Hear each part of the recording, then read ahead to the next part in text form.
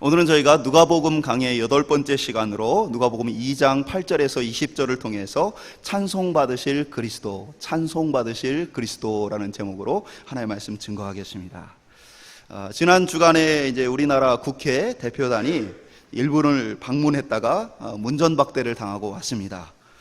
니카이 도시히 간사장과 만나기로 약속을 했는데 현장에 갔을 때 이제 취소가 돼서 이렇게 통보를 받고 돌아왔습니다. 외교적인 결례임에도 불구하고 그런 일이 벌어진 이유는 어디 있겠어요? 상대가 우리를 두려워하지 않기 때문입니다. 만약에 강대국인 미국이 그런 약속을 하고 갔다. 그런데 미국과 만나고 싶지 않고 대화하고 싶지 않다. 그런 마음이 들었을 때 그들이 그렇게 할 수 있었을까요? 아마 그렇게 할 수 없었을 겁니다.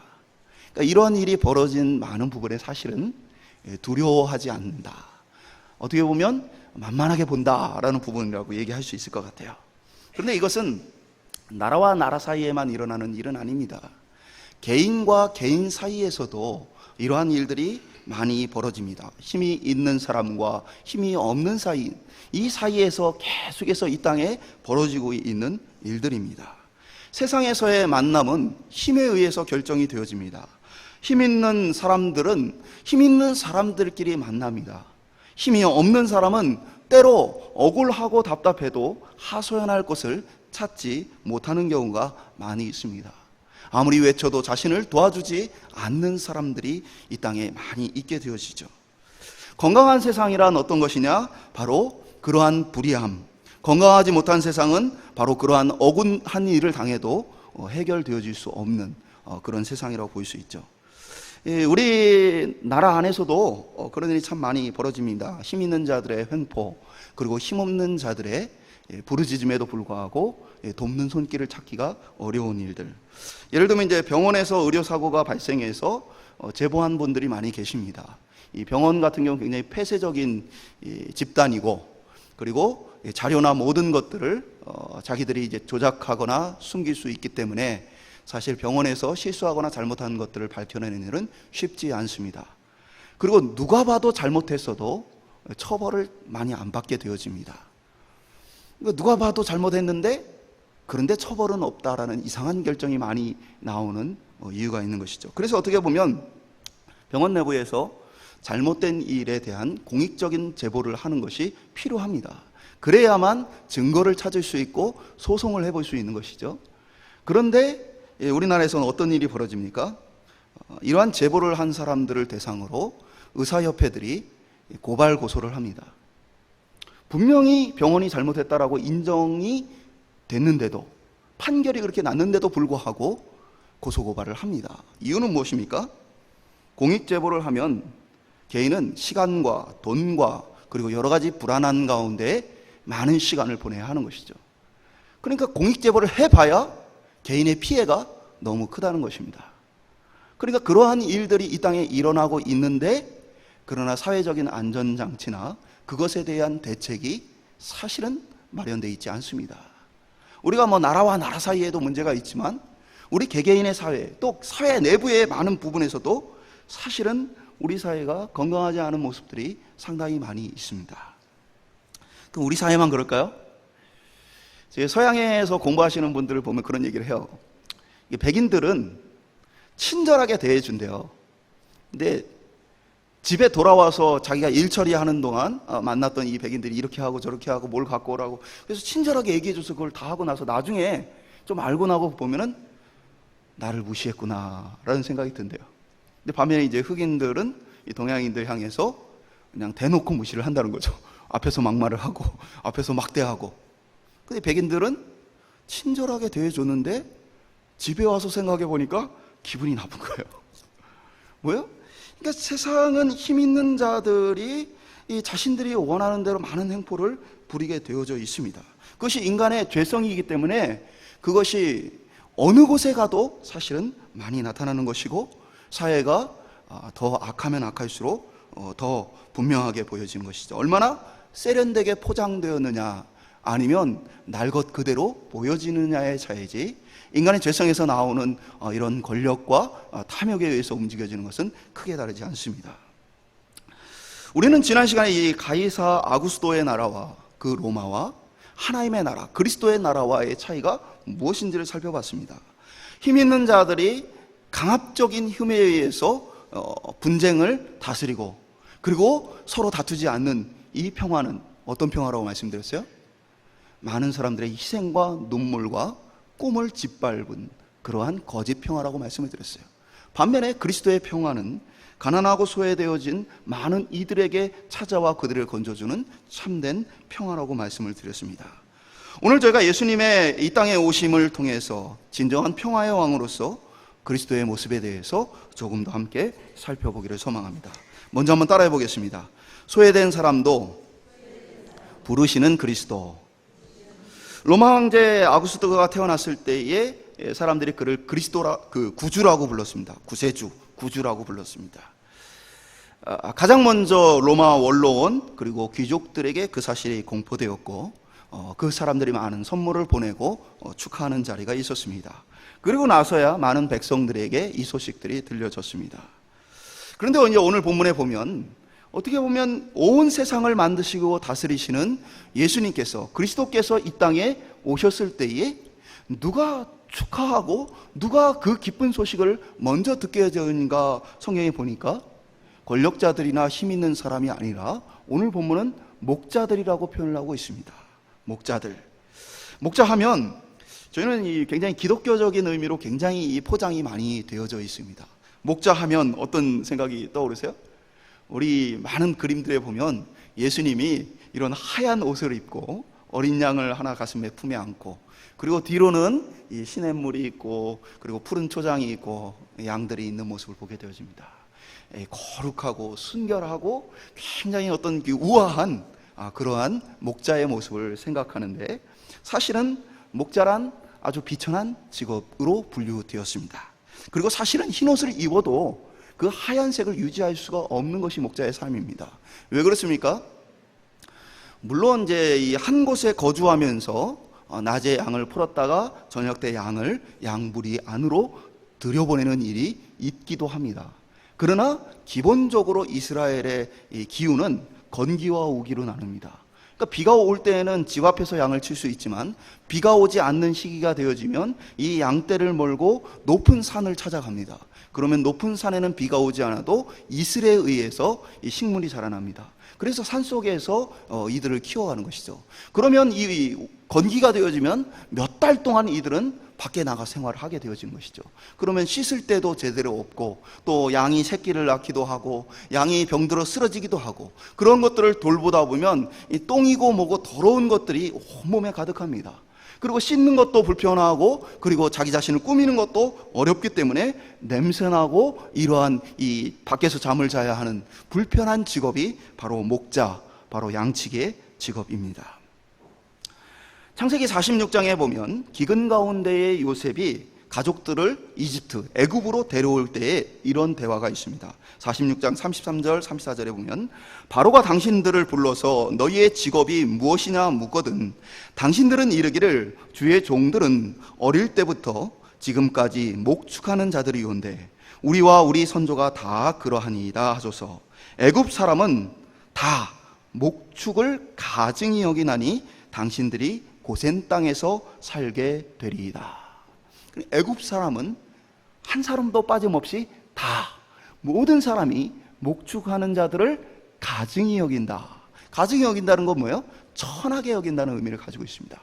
그러니까 애굽 사람들이 이 요셉의 가족들이 우르르 왔는데 그들에 대해서 전혀 경계하지 않는다. 왜? 보잘것 없는 사람들이니까. 그러니까 당신들에게 이 땅을 그냥 내어줄 것입니다 라고 이야기를 하는 것이죠.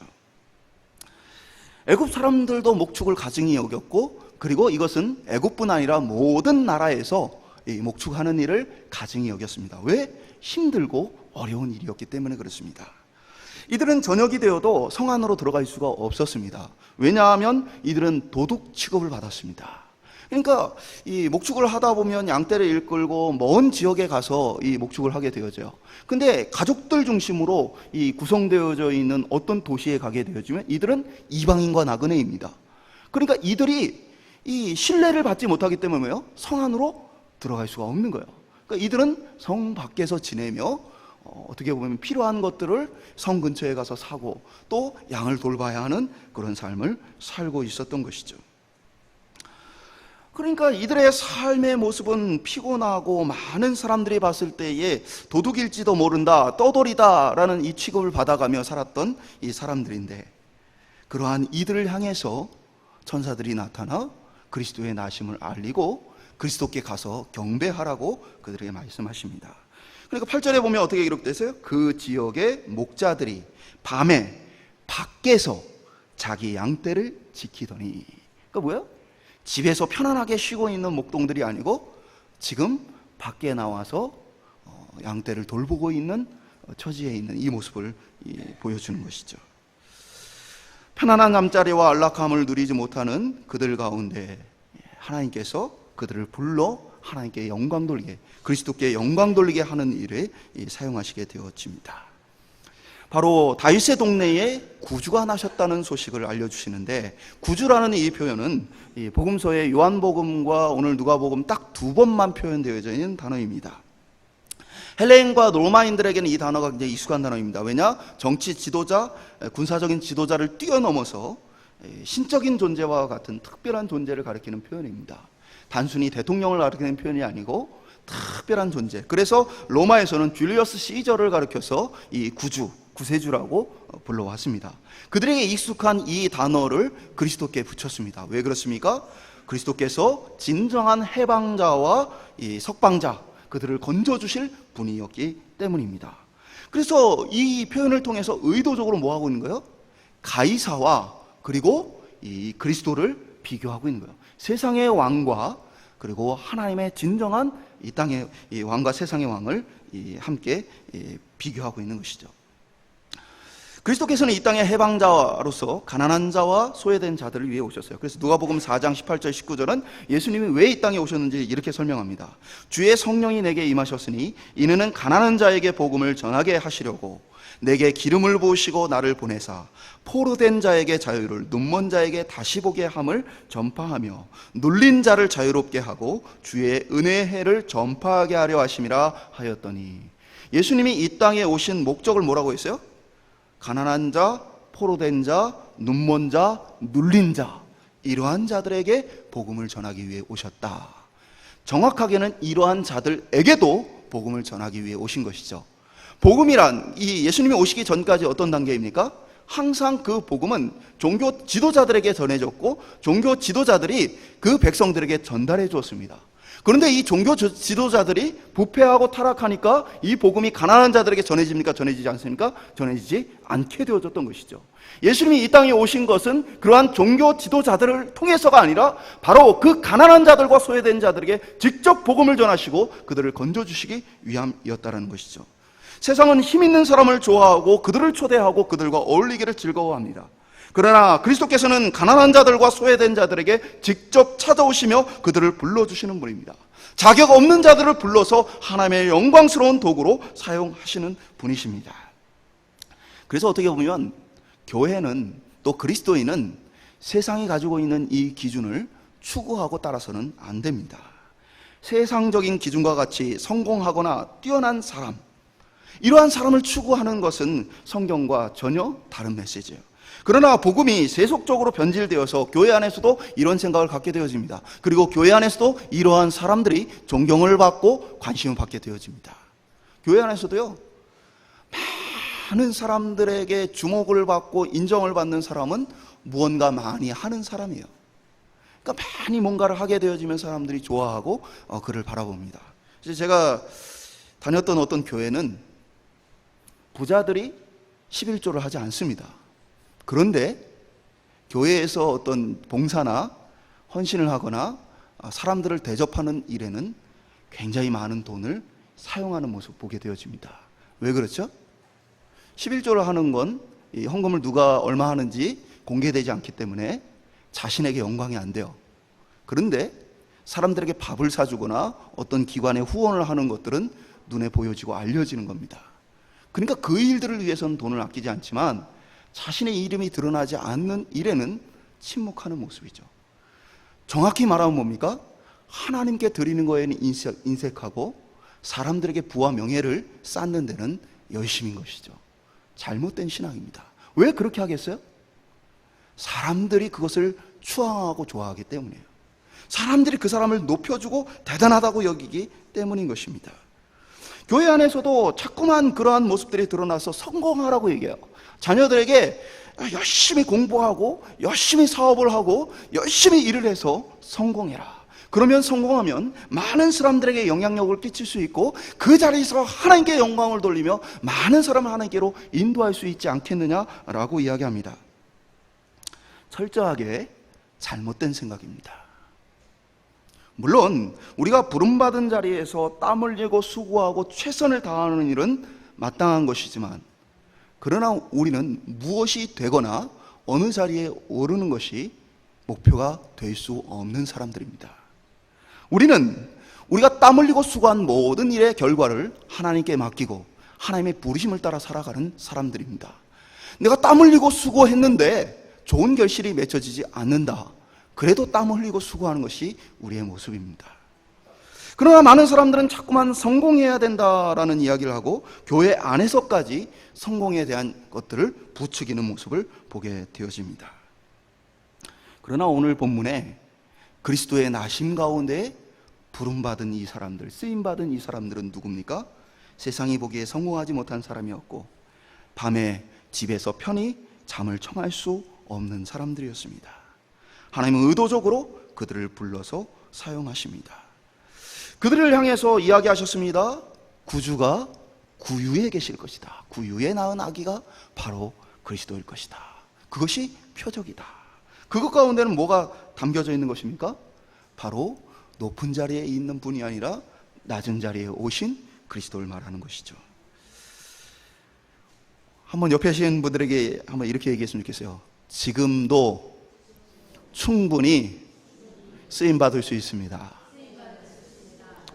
우리가 무엇이 되어서 쓰임받는 게 아니고요, 지금 부름받은 이 자리에서 하나님께 최고의 영광을 돌리며 쓰임받을 수 있다는 사실입니다. 오늘 이 믿음을 가지고 무엇이 되기보다 내가 어떻게 하고 나서 내가 무엇을 이루고 내가 어떠한 상태에 이르게 되어지면이라는 모든 이 앞에 붙은 수식어를 다 제거하고 주님 나의 영광을 받으시옵소서 고백할 수 있는 저와 여러분 될 수 있기를 소망합니다. 두 번째 따라해 보겠습니다. 소외된 자들을 위해서 자신을 낮추신 그리스도. 만약에 예수님께서 왕궁에서 태어나셨다면 어떻게 되었을까요?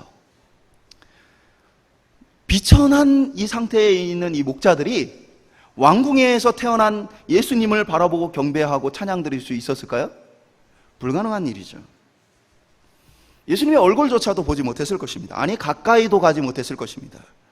더럽고 냄새나고 위생적으로도 좋지 않다라고 판단되어지는 이 목자들을 누가 왕궁 안에 들이며 심지어 태어난 아기에게 데려가겠습니까? 이들이 경배할 수 있었던 이유는 바로 그리스도께서 낮은 자리에 오셨기 때문입니다. 누가복음 2장 12절은 너희가 가서 강보에 쌓여 구유에 누워 있는 아기를 보리니 이것이 너희에게 표적이다. 아기는 구유 곧 짐승의 먹이통에 누워 있다. 당시에는 이제 갑자기 호적을 하기 위해서 자기 고향으로 찾아가는 여행객들이 상당히 많았습니다. 많은 사람들이 여행 중에 있었기 때문에 숙소와 잠자리가 부족한 것은 당연한 일이었습니다. 그런데 이 아기를 낳기 위해서 온 사람들은 많지 않았겠죠. 그리고 그 아기를 어떻게 보면 이 구유, 말구유통에 이 짐승의 먹이통에다가 아이를 누인 부모도 흔치 않았을 것입니다. 이 표적이라는 것은 사인이라는 거예요. 이게 누군지를 구분해낼 수 있는 것을 이 사인, 표적이라고 말할 수 있어요. 그러니까 이 사람들로 하여금 그곳에 가서 누가 구세주인가, 누가 구주인가를 찾을 수 있는 이 표적이 무엇이냐, 사인이 무엇이냐? 구유통에, 짐승의 먹이통에 누워있는 아기가 바로 그리스도다, 구세주다라는 이 확인할 수 있는 이 사인이 되기도 하고, 다른 하나는 무엇입니까? 단순히 그 사인이 아니라 이분이 누구신가를 보여줄 때에 무엇입니까? 이분은 낮은 자리에 임하셔서 우리가 만날 수 있는 분이다라는 사실을 보여주는 사인이기도 합니다. 이분이 앞으로 하실 일은, 이 구세주가 앞으로 하실 일은 높은 자리에 올라가서 그 힘과 권세를 펼칠 뿐이 아니라 낮은 자리로 임하셔서 가난한 자와 소외된 자와 대적받는 자와 많은 사람들에게 외면받는 자들을 회복시킬 뿐이라는, 그들을 회복시킬 뿐이라는 것들을 보여주는 또 하나의 사인이기도 한 것입니다. 세상의 종교는 자기 자신 스스로 많은 훈련과 결단을 해서 일정한 경지에 이르러야만 한다고 생각합니다. 그래야만 무언가에 도달하게 되어지고 신을 만나게 되어진다 생각하는 것이죠. 그러나 우리 기독교가 다른 것은 일정한 경지에 올라가서 그리스도를 만나는 것이 아닙니다. 그리스도가 낮고 무지한 우리 가운데 찾아와 주시고 그 낮은 자리에서 우리를 만나 주신다는 것이죠. 우리가 뭔가를 노력해서 대단한 자리에 올라가는 것이 아니고 그분이 낮은 자리에서 우리를 만나 주신다는 것, 이것이 바로 다른 모든 종교와 다른 기독교의 차이입니다. 그래서 우리는 우리에게 찾아오라고 말하지 않아야 합니다. 우리가 그들 가운데 찾아가야 하는 것이죠. 그는 어느 순간 이 한국교회의 선교와 교회의 역사 가운데 안타까운 부분은 교회가 돈이 생기고 힘이 생기고 권력이 생기니까 어떻게 변질되었어요? 그들 가운데 찾아가 그들의 눈높이로 다가가지 않고 교회로 찾아오라고 합니다. 전도도 복음을 전하러 나아가는 게 아니고 교회로 들어오라고 얘기를 합니다. 그러니까 뭐예요? 높은 자리에서 그들을 맞이하게 되어지는 것이죠. 그들의 수준으로 낮아지기보다는 우리의 수준으로 맞춰줄 것을 이야기하게 되어집니다. 오늘날 복음이 잘 전해지지 않는 이유는 세상 가운데 구석구석 비천한 자리까지 복음이 흘러가지 않고 그래도 최소한의 어떤 모습을 갖춰야만 교회에 와야 하는 것처럼 인식되고 있기 때문입니다. 한번 생각해 보세요. 예수 안 믿는 분들이 교회에 한번 오는 게 쉬울까요? 굉장히 걱정될걸요? 그리고 또 한국교회 얼마나 열심히 있어요? 교회에 한번 왔다 가면은 전화번호 이렇게 알고 주중에 전화하고 안 오면 또 무슨 일이냐 전화하고 한 사람 전화하는 게 또 이 사람 전화하고 저 사람 전화하고 뭐 안타깝지만 왜 작은 교회 안 오는지 아세요? 큰 교회는 내가 조용히 왔다 갈 수 있어요. 탐방하고 내가 다닐까 말까 생각할 수 있는데 작은 교회는 오면 붙들려요. 그 붙들릴까 봐 오기 싫은 거예요. 붙들리면은 다음에 이 동네 길 가다가 얼굴 마주치면 불편하고 내가 다른 데 가고 싶어도 못 가고 이러니까 아예 오질 않는 것이죠. 왜 그렇겠어요? 그러한 사람들에게 교회 한번 오는 거 쉬운 일이 아니에요. 반대로 생각해 봅시다. 불교에서 절에서 특별한 세미나 한다고 한번 와보라 그러면 가실 분 한번 손 들어보세요. 쉽지 않겠죠? 그러니까 복음이 안 전해지는 거예요. 복음이 안 전해지는 이유는 우리가 높은 자리에 서서 우리에게 오라, 여기에서 들어라라고 얘기하는 거예요. 그러나 우리 주님은 자기가 낮은 자리에서 어느 누구도 찾아올 수 있고 어느 누구도 만날 수 있는 자리, 그 자리에 주님이 임하셨다는 사실이에요. 그래서 우리에게 중요한 것이 있다면 우리가 비천한 모든 곳, 소외된 모든 곳까지 우리가 나가야 한다는 사실입니다. 종종 이 신앙 상담을 하는 분 중에 교회에 나오지 못하는 이유로 이런 얘기 하시는 분도 굉장히 많습니다. 아직 제가 술, 담배를 못 끊었습니다. 아직은 제가 교회를 다닐 만큼 거룩하게 살지 못합니다. 나중에 제가 좀 시간이 흘러서 조금 제 삶을 추스리고 그리고 조금 좀 거룩해지고 나서 그리고 교회에 나오고 싶습니다 라는 이야기를 많이 합니다. 왜 그런 생각을 갖습니까? 교회는 일정 수준이 되어야 나온다 라는 생각을 갖고 있기 때문에 그렇습니다. 한번 옆에 계신 분들에게 물어봤으면 좋겠어요. 그만한 수준이 되십니까? 저희는 좀 거룩하고 저희는 좀 세상 사람과 다르고 저희는 어떤 일정한 수준이 되어서 이곳에 있습니까? 그렇지 않습니다. 그리스도께서 우리의 수준으로 낮아져서 우리를 이해하고 용납해 주심으로 우리가 이 자리에 있게 되어진 것이죠. 복음은 높은 곳에 있지 않고 구유 안에 있습니다.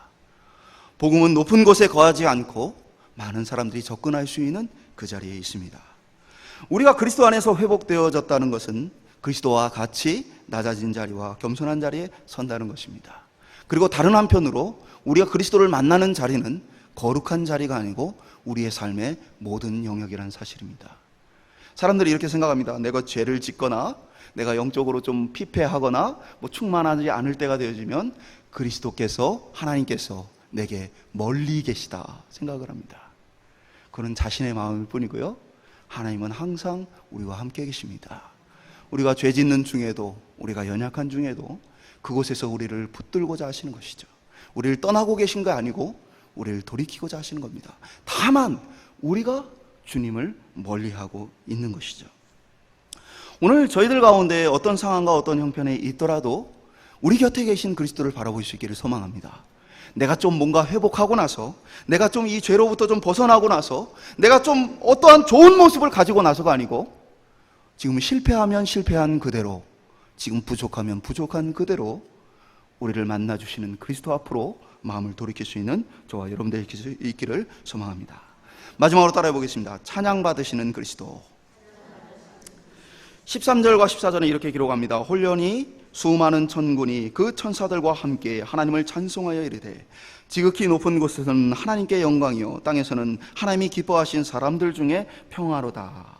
수많은 천군과 천사들이 그리스도의 나심을 바라보며 그리스도를 찬양하고 있습니다.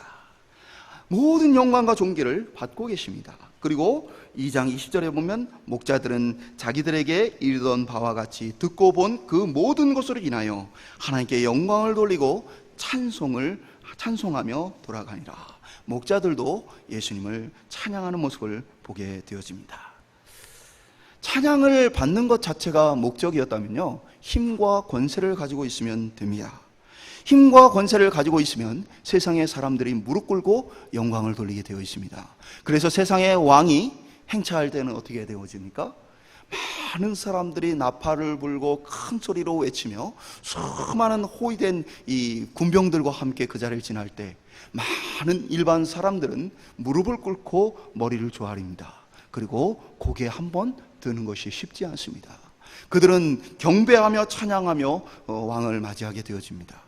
만약에 그리스도께서 찬송과 영광을 받는 것 자체만을 목적으로 삼으셨다면, 권세를 가지고 이 땅에 오셨다면 모든 사람이 그 앞에 무릎 꿇었을 것입니다.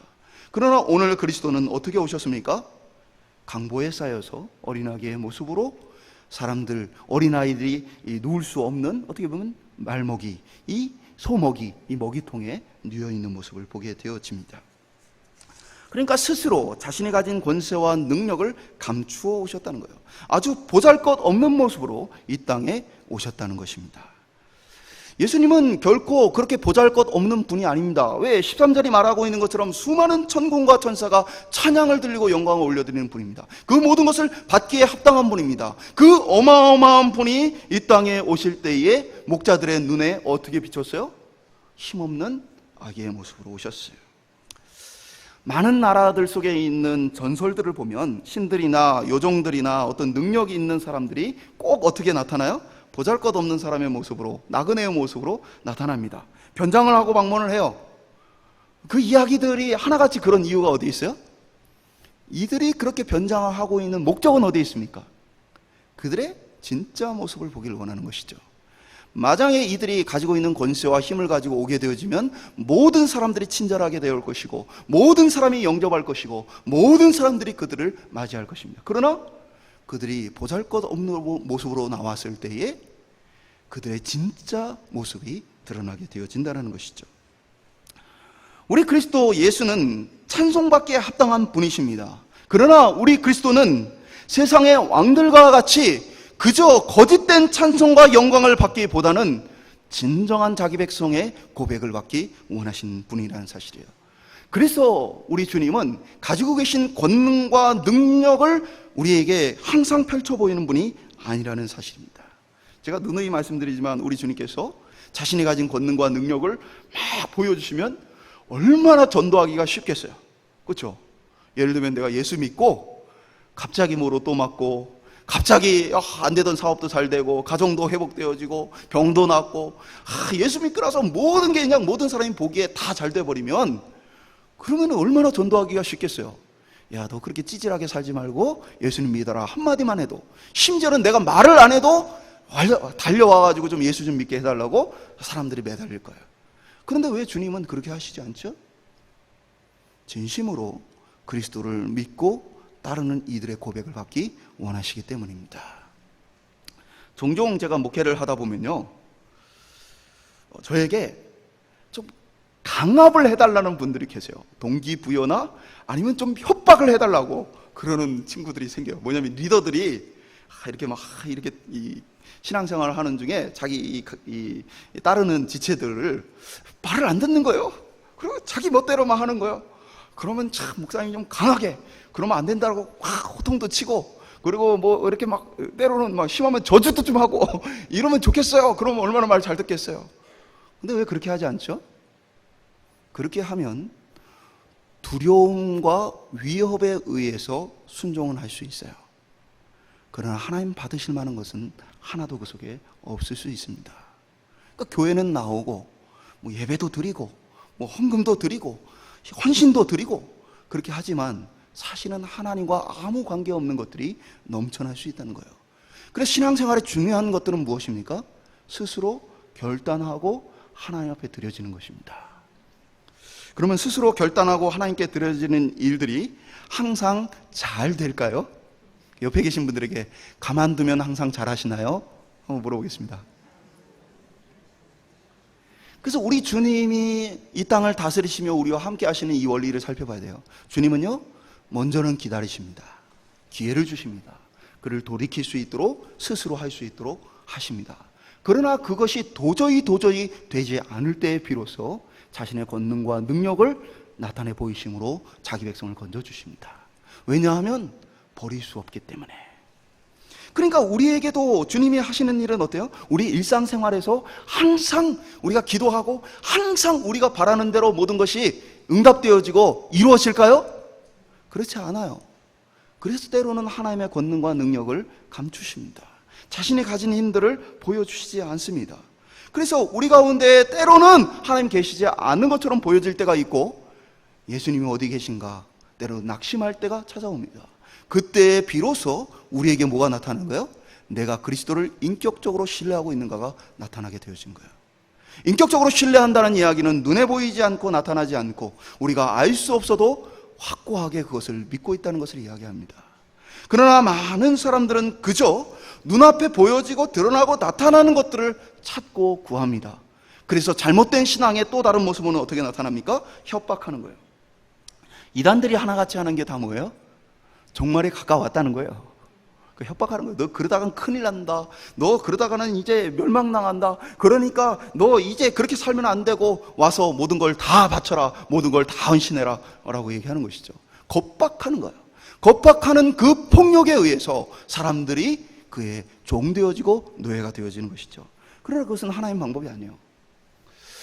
주님이 종말이 가까워옴을 우리가 뼈저리게 느낄 수 있도록 다 보여주시면 얼마나 좋을까요? 예를 들면 오늘 예배가 끝나고 집에 가는 길에 지진이 나서 성도 반이 죽었어요. 주님이 언제 오실지 모른다는 불안감과 위기감이 막 생겨요.